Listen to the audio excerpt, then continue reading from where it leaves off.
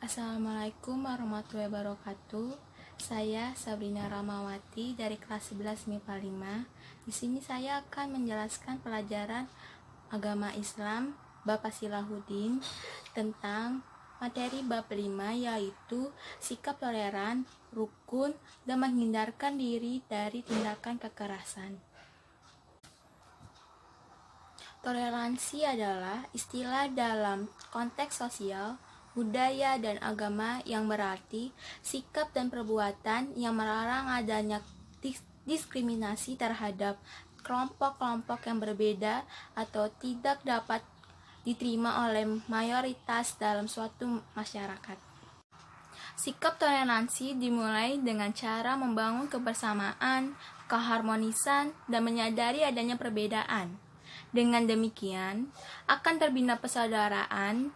Setelah itu, akan timbul rasa kasih sayang, saling pengertian, dan pada akhirnya bermula pada sikap toleran. Quran Surat Yunus ke-10 ayat 40-41 mengajarkan tentang toleran. Isi kandung surat Yunus ayat 40-41 yaitu adanya golongan umat manusia yang beriman terhadap Al-Quran dan ada yang tidak beriman pada Al-Quran. Allah Subhanahu wa Ta'ala mengetahui sikap dan perilaku orang-orang yang beriman yang bertakwa kepada Allah Subhanahu wa Ta'ala dan orang-orang yang tidak bertakwa dan berbuat durhaka kepada Allah Subhanahu wa Ta'ala. Orang-orang yang beriman kepada Allah Subhanahu wa Ta'ala harus yakin bahwa Rasulullah SAW yang terakhir adalah Nabi Muhammad SAW dan Al-Quran adalah kitab suci yang dijadikan pedoman umat manusia sampai zaman akhir. Umat Islam harus menyadari bahwa setiap amal perbuatan manusia baik maupun buruk diketahui Allah Subhanahu wa Ta'ala dan masing-masing orang akan memikul dosanya sendiri. Manfaat dan hikmah toleransi salah satunya dapat beribadah dengan khusyuk dan tenang. Kehidupan bermasyarakat akan tentram, damai, dan harmonis, dan tali persaudaraan akan semakin menguat.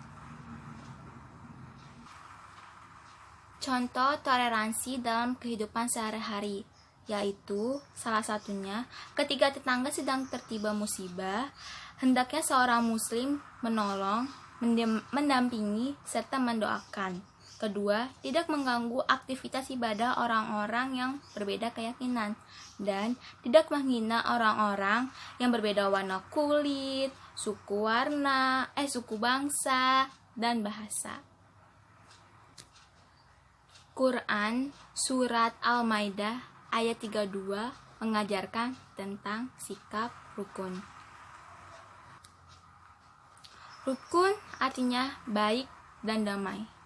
Hidup rukun artinya hidup saling berbagi, seperti berbagi tugas, berbagi pikiran, dan berbagi peran, serta saling menolong di saat menderita dan membutuhkan bantuan. Kerukunan merupakan kunci terjadinya ukhuwah atau persahabatan dalam masyarakat. Surat Al-Maidah ayat 32 terdapat pelajaran yang dapat dipetik, yaitu nasib manusia sepanjang sejarah memiliki kaitan dengan orang lain. Sejarah kemanusiaan merupakan mata rantai yang saling berhubungan.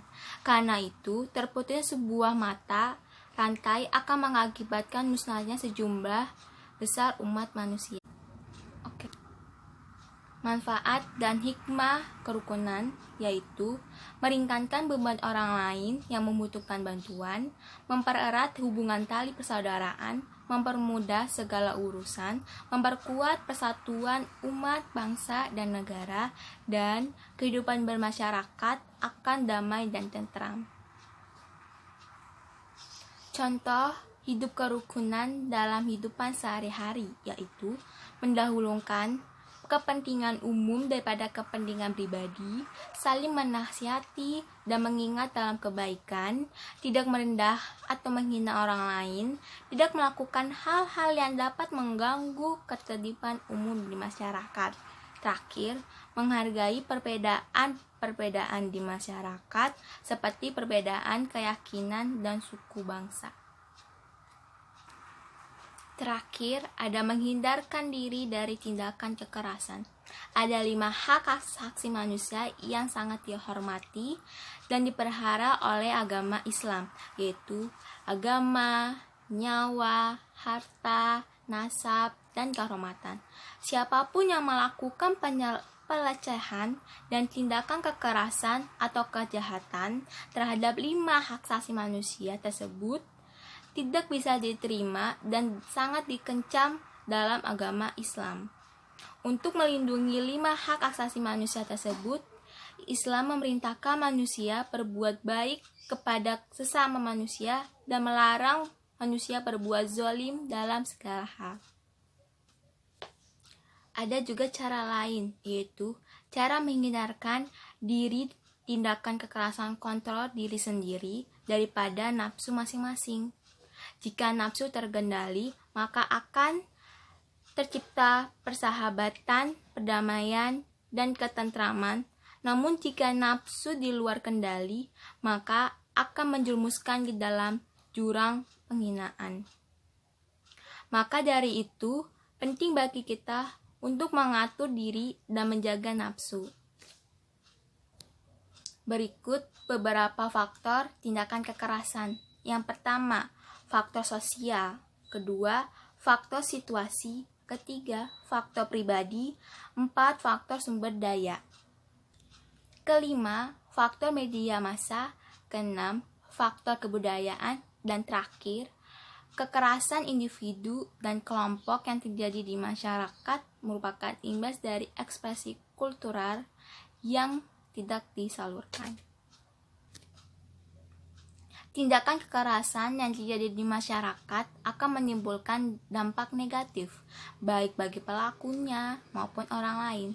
Berikut diantaranya adalah runtuhnya nilai moral pelaku tindakan kriminal di masyarakat, hilangnya rasa aman di masyarakat, tidak ada kenyamanan dalam tatanan kehidupan sosial, tidak ada ketertiban dalam kehidupan masyarakat, munculnya hidup rimba. Dan jika kekerasan tersebut dilakukan oleh pelajar, maka berdampak negatif pada dirinya dan sekolahnya.